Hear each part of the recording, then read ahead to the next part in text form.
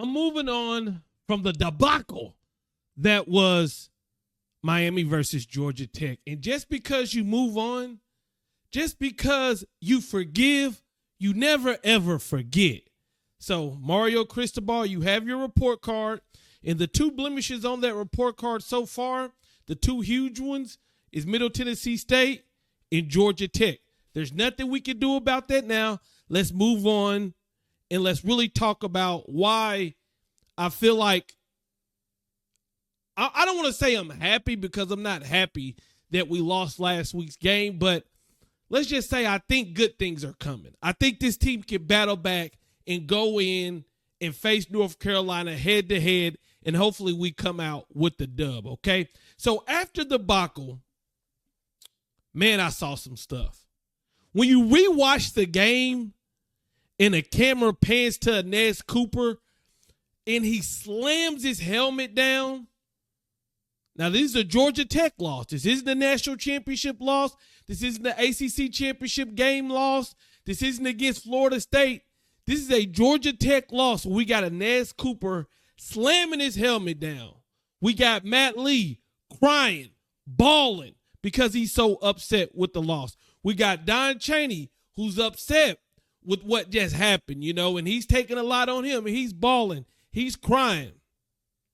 We had Nigel Leak Kelly's mother, I believe, on the Twitter timeline tweet out, the players are looking different after this loss than what they did last year. So what does she mean by that? Well, I'm assuming, the last couple of years when we lose games, you look on Instagram, you may see a highlight package. You may see pictures of them chilling like a villain, like everything is A-okay. But I feel like these players took this loss hard. I feel like these players are going to be pissed off. And I feel like these players, if they can forgive Mario for what he has done, they can look in the mirror and realize that they weren't perfect during the game. It could be the splash of water in the face, and they can wake up and finish this season off strong. Okay, now let's talk about Mario. I put out a video reacting to Mario's post-game conference. And in that video, go rewatch it. I said, Mario, soon as he got up to the podium, should have said, it was a bad call on my part. We should have took the knee, and that's the bottom line. It shouldn't have been no up, deep, but it shouldn't have been none of that. It should have been straight to the point. Ever since that interview, the Joe Rose show this morning, the official press conference that just ended about a couple minutes ago, Mario has been cut and dry. I should have taken the knee. What about Don Chaney? I should have taken the knee. Well, what about I should have taken the knee? Well, what about I should have taken the knee? Well, I should have taken the knee. And he has taken full responsibility. I don't know what goes on in the locker room, but if Mario is honest and straight up like he says he is, I'm sure he told the players that, and that will help the players move on, and that will help the players continue to get ready, ball out. I actually saw Shannon Dawson. He said, hey, I should have called a better game. I called the run play. I shouldn't have done it. I saw Coach Lynn say, hey, I wish I would have pressured. So we got a lot of people taking responsibilities. Tyler Van Dyke said we should have never been in that position had I not thrown interceptions. So everybody's saying the right thing. Everybody's doing the right thing after the big mess up. And I feel like they deserve credit because in the age of podcasts, clickbaits, media, all this stuff, it's easy for a crack to happen in the locker room where you get out, Mario shouldn't have done that from an anonymous player. That's easy these days, but as at the time I'm recording it, everybody's taking it on the chin. Everybody's saying it was their fault, and this team seems to be concentrated and moving on to North Carolina. Now, this is positive Grant. So we're looking at stuff, right? Now, everybody brings up Mario bringing up Mario and Oregon, right? I brought that up. In 2018, there was a similar situation when Mario did this. Well, they ended up losing that game, but the next 2 games, they went on to defeat 2 ranked teams.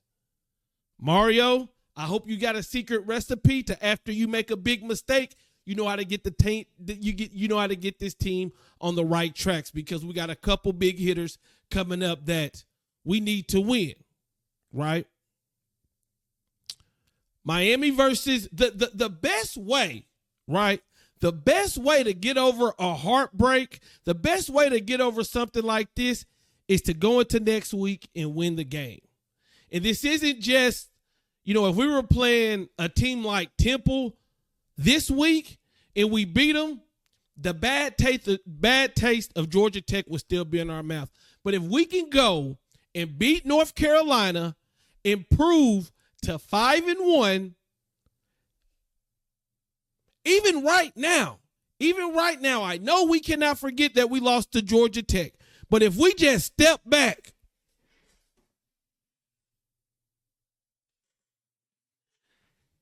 and we look at the schedule and see that after 5 weeks, Miami is 4-1.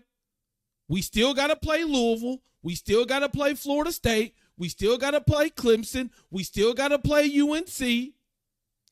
Still got a chance to win the ACC. We still got a chance to do big things. Before the season, people were thinking 2, 3, 4, 5 losses. Now we're sitting at 4-1 with the ability to end this season off great. But as I said in my last video, when a chapter is written in your life, when something bad happens in your life, you can't rewrite the chapter, but that chapter can be a big part of your life. The question is, will it make or break you? Right? Will it make or break you? Will people look back at this Miami Hurricane team and say, after the debacle of Georgia Tech, they rallied and went on to dominate the rest of the season, went on to have a good season, went on to win big games? Or will they say this was the game that broke the Mario Cristobal era? The good thing for Mario is they get to play North Carolina this coming up week. It's an opportunity for him to swish the momentum. In the same way, if we get embarrassed, if we look not ready, shit can get ugly. And Miami can drop to 4-2. I don't know. But I can say I do like how things have been handled off the loss, from the players showing that this means the world to them, from them showing how much they care about this game, to the coaches taking accountability, to the players taking accountability. And now everything is starting. The healing process is starting. But come Saturday night, when we tee off against North Carolina, right? And I've always said this, I want Miami to win every game. But it's not what you do, it's how you do it. And if we come out prepared, ready to go, okay. But if we come out uninspired, penalties left and right, losing to UNC, things could get ugly. But hey, positive Grant here today. I like what I've seen these last couple days, and I myself, I'm moving on. I'm forgiving, but I haven't forgotten. Let me know what you guys think in the comments. I'm out. Peace.